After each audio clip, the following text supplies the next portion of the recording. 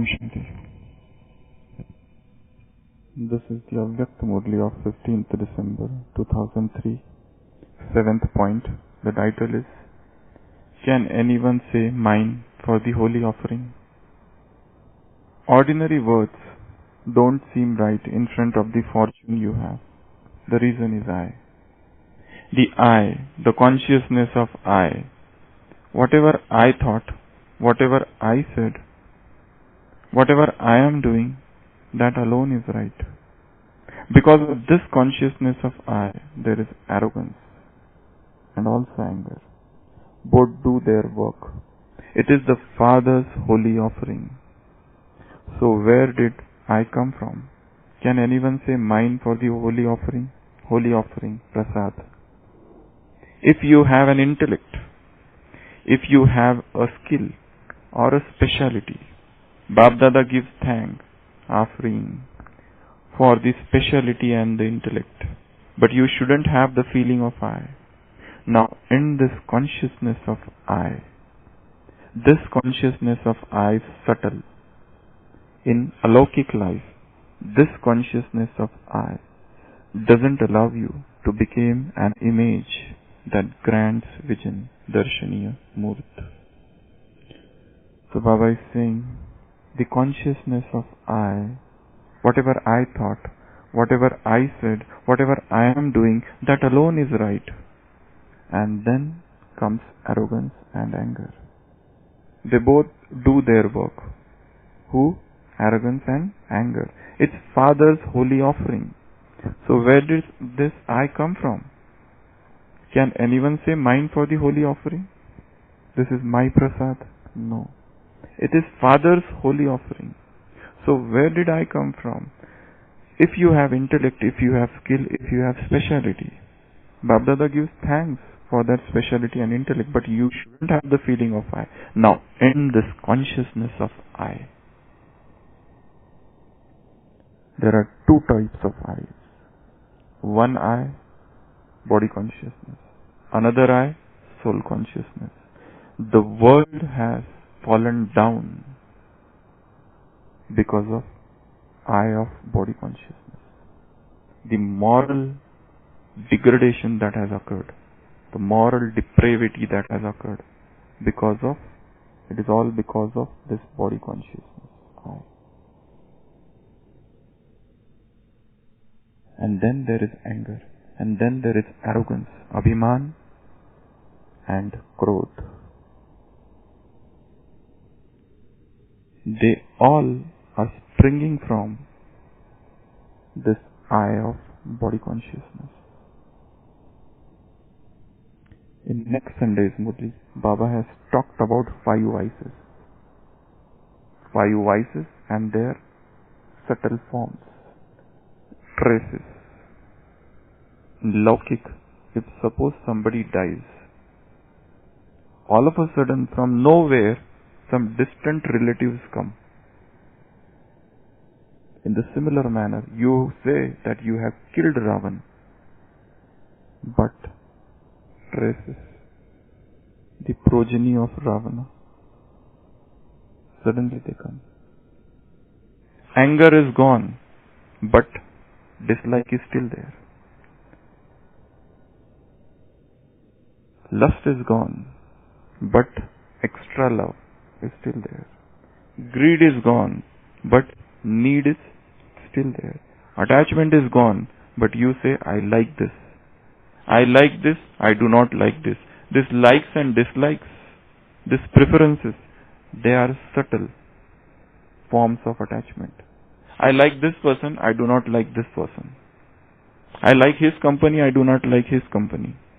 I like to eat this food, I do not like to eat this food. I am comfortable with this, I am not comfortable with this. I like this weather, I do not like this weather. Such a deep Murli it is. Baba has said even this preferences is a form of attachment.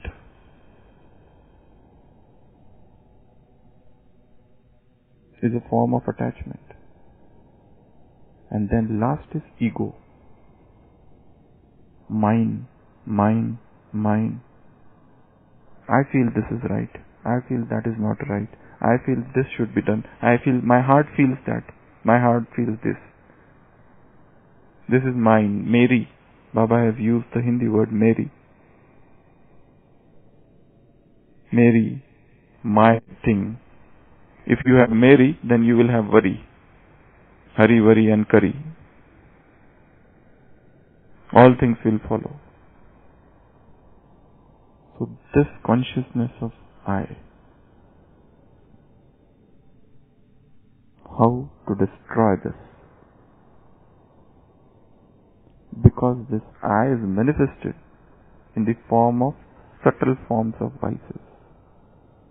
Anger is gone, Baba has said, but dislike is there. One is to get detached, another is to move away. Kinara and Pyara. You have to become detached, of course, Nyara, but to move away from the particular person because of dislike, because of the fear that my stage would come down. It means there is still anger. A deep hatred for somebody. Settled anger is known as hatred. What is the definition of hatred is? Settled anger. Anger is a passion. You are excited, but hatred is settled. And then even the subtlest form of hatred is dislike. You do not like particular person's sanskars, and that's why you want to avoid that person. That is a very subtle form of vice. I like this food, I do not like that food. These preferences, all preferences for that matter, are the forms of attachment. And they all have somewhere I. Because we use the word I. I don't get angry, but I don't like this person. We have conquered lust, but we are celibates, we are pure, we are brahmacharis and brahmacharinis. But to have extra love for somebody, to have love is very good thing, but to have extra love, subservient to somebody, that is a form of lust. Because here also, deep within body consciousness is there. You should like everything then. You should like dry chapatis also, and you should like 36 varieties of food also then. Why this and why that? You should like clothes, beautiful clothes also, you should like those clothes with patches also. This is the subtlest form of sadhana, where you conquer each and every vice, because each vice is so subtle, so sukshma, that to understand in its all totality, you need a very subtle intellect, very subtle understanding, very subtle knowledge of Srimad, very subtle knowledge of Maya, very subtle knowledge of all the vices, very subtle knowledge of body consciousness.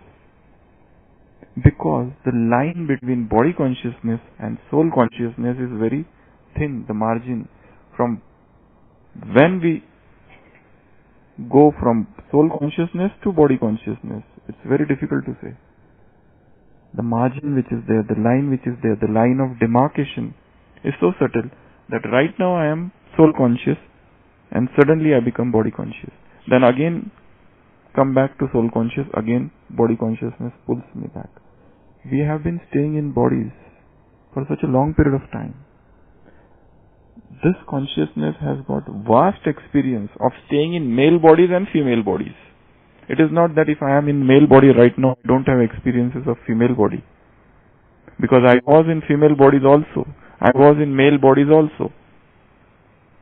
I had that male mentality also, I had that female mentality also. I had that male weakness of ego also, I had that female weaknesses of jealousy also. The vast experiences of consciousness soul is carrying now. It is not that I am 20-year-old or 30-year-old or 50-year-old, so I am just having that experience of 50 years.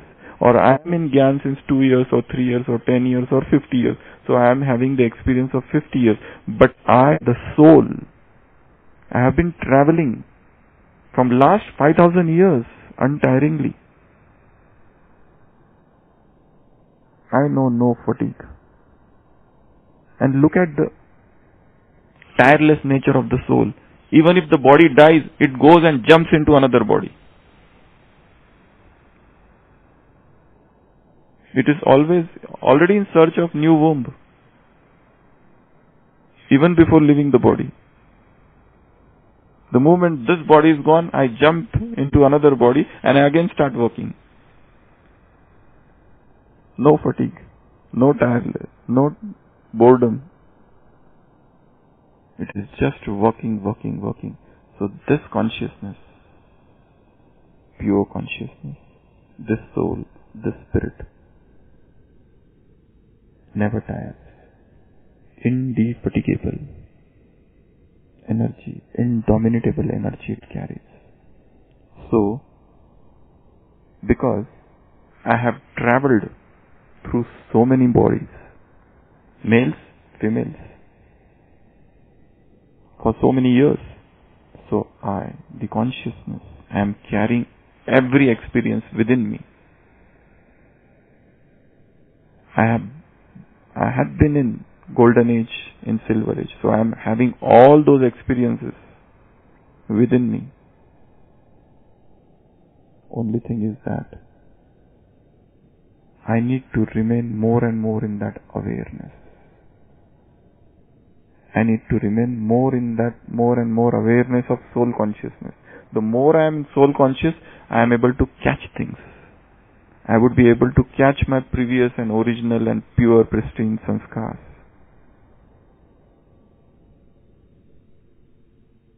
The body consciousness covers soul consciousness. All yesterday's Murli Baba said, incense stick of knowledge and yoga. Evil spirits will run away. You can chase away evil spirits with the incense stick of knowledge and yoga. So, this incense stick should be always lit within. It should never extinguish. The subtler is our stage of yoga.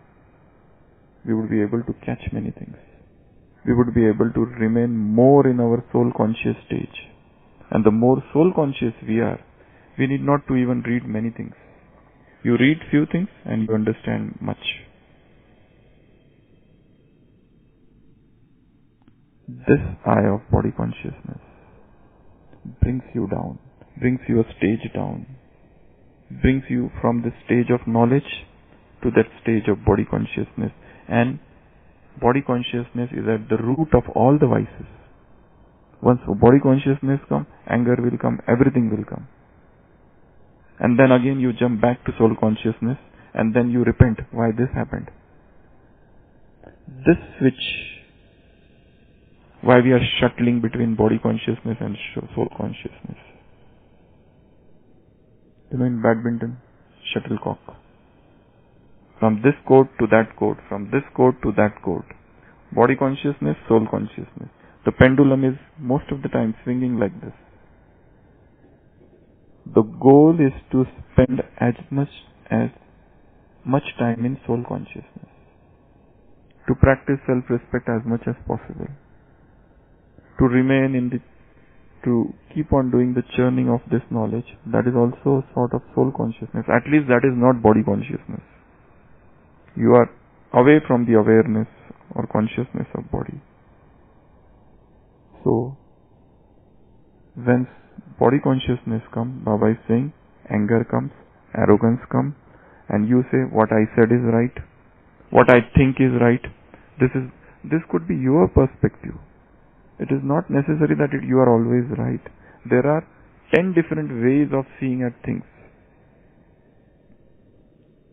You are seeing from one point, but there are so many different ways of seeing things. We need to broaden our perspective. We should not have that tubular vision. Because my vision, whatever experiences I have, only it is limited to that. Break off this limitation and come to the unlimited. Once you are situated in that unlimited stage, you can see things in different perspective. It is as if somebody is standing at that toad rock and watching Naki Cheel. Somebody is standing at that Bharat Mata on one side, and from there he is watching Naki Cheel. Somebody is on this side and is watching that Naki lake. Somebody is on this mountain and watching Naki lake. Somebody is boating and watching Naki lake. So all these different people, they will describe it in different manner. And also, if they are from different professions, they will describe it according to their taste and knowledge. In the similar manner, whatever circumstances come in my life, in our lives, let us change the perspective. One is soul conscious perspective, another is body conscious perspective. Body conscious perspective is a tubular vision, where we see what is my benefit in this situation. Soul conscious vision or perspective or attitude or viewpoint is something higher. So explore these two things today. Soul consciousness and body consciousness. What are the subtle forms of body consciousness? Where I become body conscious. To get angry is body consciousness, but to become peevish, chidchida, that is also body consciousness. To get upset, that is a body consciousness. To have mood off, that is also body consciousness. To feel something very much deeply within, to become extremely sensitive, is not that a form of body consciousness? To get angry, to have the feeling of inferiority within, that is also body consciousness. To scold somebody, to get angry with somebody, to plan something against somebody, that are all forms of body consciousness. If we see, we are all so much filled to the brim with body consciousness. Every day in, day out, we keep on hearing in Murli about soul conscious and body conscious. We become soul conscious, but somehow these things are not touching us somewhere. The body consciousness is so inherent. It has become so ingrained within our personality that first thing is to recognize where is the body consciousness. This is a form of body consciousness. Crying is a body consciousness. We know that is the most grossest form. But to feel hurt within, to feel bad, to feel hurt, to feel sorrowful, to feel that people are not acting nicely with me, people's behavior is not good with me, they are speaking roughly with me, they are manhandling me. To feel this, people are not respecting me, people are not listening to me, people don't care about me, people don't give attention to me. This deep inner craving for love, respect, care, attention. Are we beggars or kings? We are kings. In today's Vardhan, Baba has said, you are Raj Rishi, you are Raj Yogi. We have controlling and ruling power with us. So why I am becoming so much subservient, at the mercy of somebody's words or behavior? I have my own majestic personality. I need not to droop down before anybody. I don't want anything from anybody. No understanding. Let them understand me or not understand me. I know. My conscience is pure. I am very much clear with Bab Dada. So why I have the desire that others should know me, others should understand me, others should sympathize with me? Why this self-criminalization? Why are we putting ourselves behind the bars? Why are we punishing ourselves for somebody else's mistake? Because others are not behaving well with me, because others are not talking with me, because others are not understanding with me, does that mean that I should punish myself with negative thoughts, with thoughts of self-injury? This spiritual suicide, why I am committing? This is a new life. This is new birth. Baba has said in next Sunday's Murli, celebrate, celebrate, celebrate. You have to celebrate. This is a life of celebration.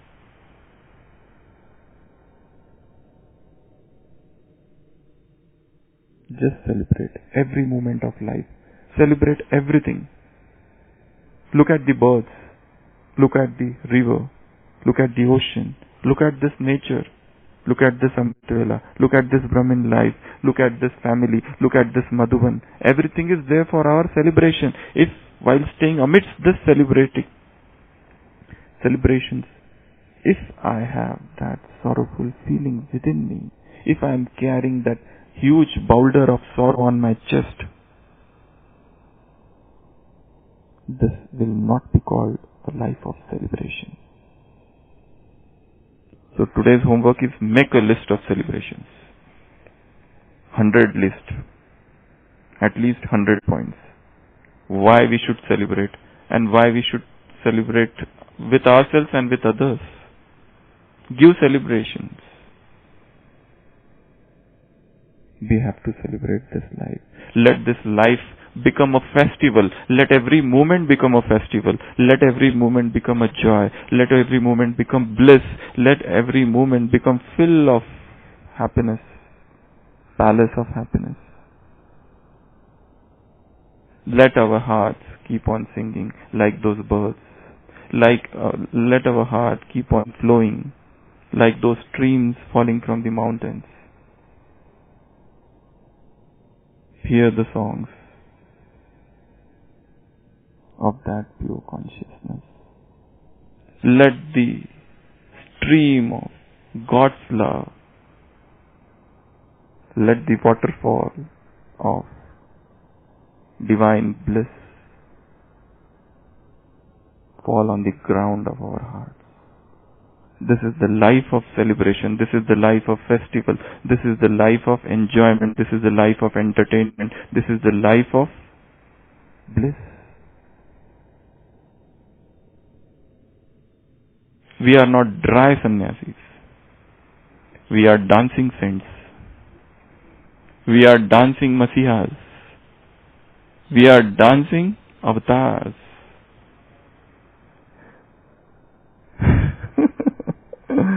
We have to dance. We have to sing. We have to enjoy. But spiritual enjoyment, spiritual happiness. Such blessed life this is. And we are wasting in sorrow, in suffering, in misery, in agony. No, this is not acceptable. This is against Srimad. To be sorrowful in this new age, in this special age, in this confluence age, is a sign of misfortune then. Baba doesn't like those children who are sorrowful, who are crying, whose hearts are penitent always. Those who are drowned in unhappiness, Baba doesn't like to see them. He is the ocean of happiness. Let him see our smiling faces. Let him always see that laughter. Laughter is the shortest distance between two people, it is said.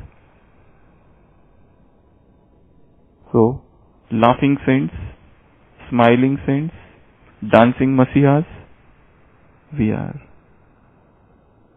We have a flute in our hand.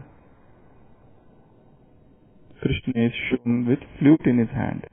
Do you want to carry bow and arrow? We are Now we have crossed that stage of warriors. We are dancing deities, celebrating deities. Such an elevated life we have.